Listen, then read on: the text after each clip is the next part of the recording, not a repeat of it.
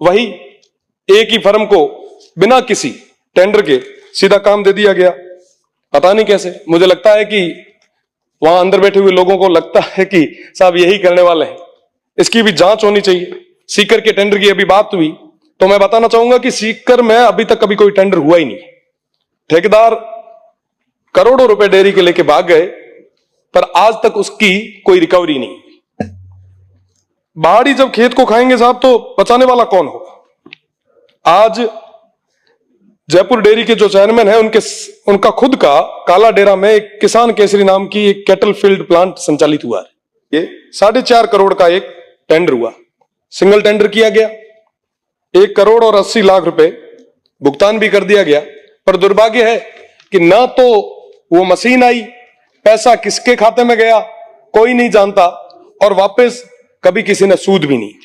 माननीय अध्यक्ष महोदय, मैं आपका बहुत बहुत धन्यवाद देना चाहूंगा कि वार्षिक प्रतिवेदनों पर विचार रखने का मुझे मौका दिया। आज रिको पर और आरसीडीएफ पर प्रतिवेदन जो आए हैं, मैंने देखा कि आरसीडीएफ के प्रतिवेदन जो है वो 4 साल के एक साथ आज दिए गए हैं। मुझे लगता है कि ये सदन की अवमानना है। प्रतिवर्ष जो ऑडिट और प्रतिवेदन जो दिए जाने थे वो समय रहते दें तो कई सारी चीजें हो सकती है।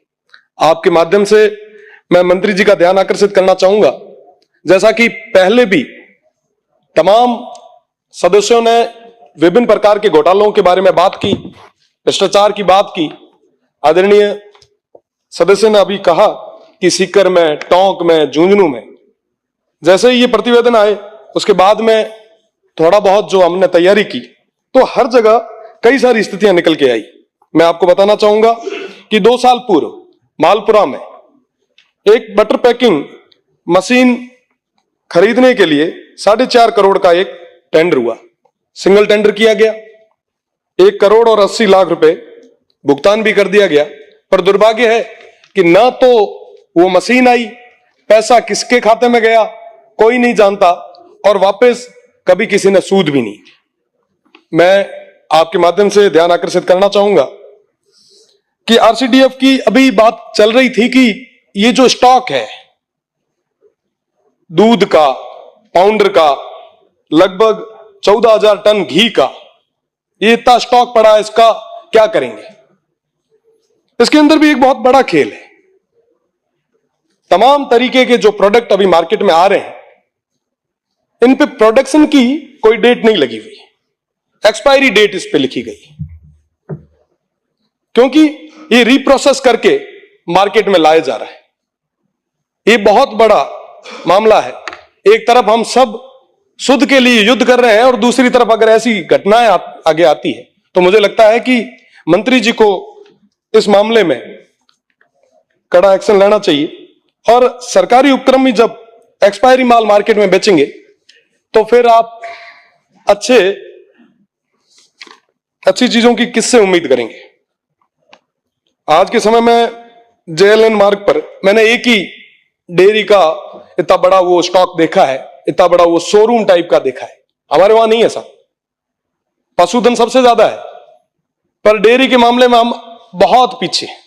अभी बात चल रही थी साहब, इतने अनुपात में पशु है, डिमांड इतनी है, सप्लाई ये है। साहब हमारे वहां पे प्रोडक्शन बहुत है पर यहां तक लाने वाला कोई नहीं। अभी बात चल रही थी कि साहब ऊंटनी के दूध से कैंसर को सही किया जा सकता है। अभी बात चल रही थी साहब सेवन घास की, थार पार्क नस्ल की। ये तमाम चीजें हमारे उस तरफ है, पर उनको कलेक्ट करके यहां तक कौन ले आए। तो मेरा निवेदन रहेगा मंत्री महोदय से कि आप गांवों को मजबूत करने के लिए, वहां की अर्थव्यवस्था को मजबूत करने के लिए डेयरी को और सुदृढ़ करें। हमारे उस तरफ, उस रेगिस्तान में, उस सीमांत क्षेत्र में आप कलेक्शंस के नए सेंटर आप डेवलप करें। जेएलएन की मैंने बात की कि यहां पे जयपुर डेयरी का एक पार्लर है, 2.5 करोड़ रुपए खर्च किए गए उसके रिनोवेट पे। वही एक ही फर्म को बिना किसी टेंडर के सीधा काम दे दिया गया। पता नहीं कैसे, मुझे लगता है कि वहां अंदर बैठे हुए लोगों को लगता है कि साहब यही करने वाले हैं। इसकी भी जांच होनी चाहिए। सीकर के टेंडर की अभी बात हुई तो मैं बताना चाहूंगा कि सीकर में अभी तक कभी कोई टेंडर हुआ ही नहीं। ठेकेदार करोड़ों रुपए डेयरी के लेके भाग गए, पर आज तक उसकी कोई रिकवरी नहीं हुई। बाहरी जब खेत को खाएंगे साहब तो बचाने वाला कौन होगा?